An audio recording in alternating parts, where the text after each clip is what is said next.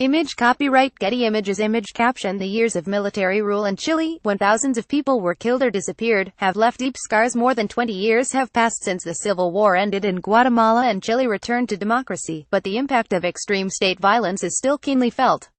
As part of a BBC radio series on protest art in Latin America, Louise Morris traveled to both countries and asked if there was a role for art both to demand justice and collectively memorialize those lost. A woman sits center stage reading aloud. At regular intervals a dentist enters and injects her mouth with a shot of anesthetic. Image copyright courtesy of Marlon Garcia. Image caption In her performance The Truth, Regina Galindo wants to show that the victims will not be silenced. Over the course of the 70-minute performance, her speech becomes increasingly muffled but her words never cease. This is the Truth, a piece by Guatemalan performance artist Regina Jose Galindo. She is reading testimonies from the indigenous Maya people who suffered massacre, torture and rape at the hands of the Guatemalan military during the Central American country's 36-year civil war. Victims' testimonies. Many of these witness statements by Maya Ixil women have been taken from the April 2013 trial on genocide charges of Guatemala's former president, Jean Efrain Rios Montt. Guatemala's Civil War 19,601,996 Image copyright Getty Images The conflict pitted left-wing, mostly Mayan insurgents against the state. The Guatemalan government, backed by the U.S., waged a vicious campaign to eliminate the guerrillas. More than 200,000 people, most of them civilians, were killed or disappeared. Jean Rios Montt was convicted of genocide and war crimes, but the sentence was later overturned. A second genocide trial is currently underway. Watch Child survivor holds truth about Guatemalan massacres. Galindo says about her performance My body was holding on to demonstrate what I had learned about the strength of these women, how they continued with all the force of the world. Her work packs a visceral punch, embodying the difficulty and determination of speaking out in the face of injustice as well as becoming a homage to the memories of those affected.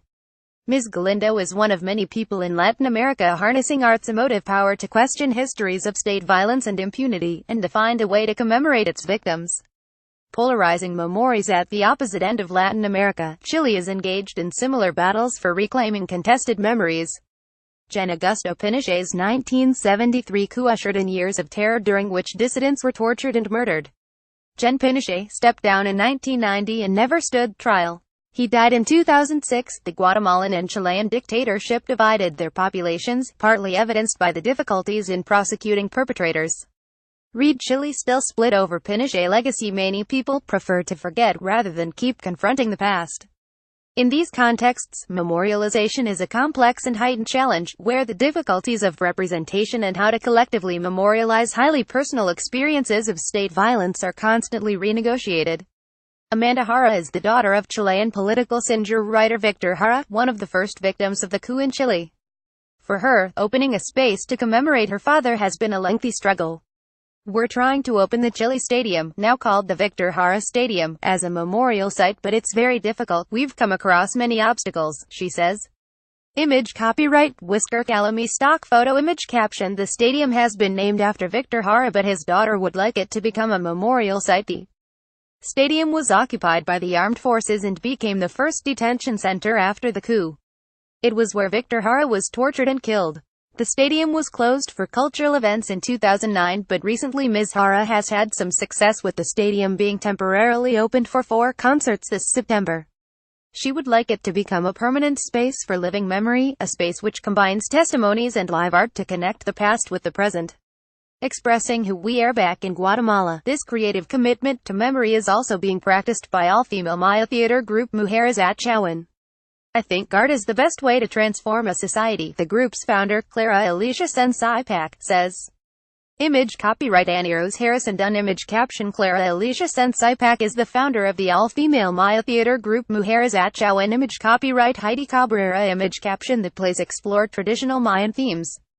Image copyright Jose Manuel Raimundo Image caption, but often carry a contemporary message. Their plays center around traditional Maya stories but incorporate messages about the social and political struggles of indigenous women. During the conflict, Maya culture was threatened and some mess and weaving styles were lost when entire villages were massacred.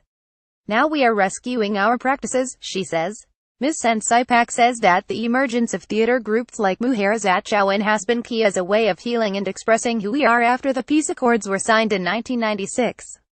Image copyright Annie Rose Harris and Dunn. Image caption Mujeres at Chauen are based at the Centro Cultural Sotzal J, which focuses on Mayan culture. Despite everything that's happened, we are here and more alive and looking forward to continuing fighting and reivindicating our culture, Ms. Sen Sipak says. Art is being used as an engaging and vital conduit to revisit memory and interrogate unresolved pasts in the post-conflict landscapes of Guatemala and Chile. Through art, collective memory can live on. However, despite its power, art remains a rough bomb when perpetrators remain untried and the disappeared are yet to be found. You can listen to the first episode in Louise Morris' three-part series on protest art in Latin America on A Call to Art broadcast on BBC Radio 4 at 1130 GMT on Tuesday or any time after that via this link.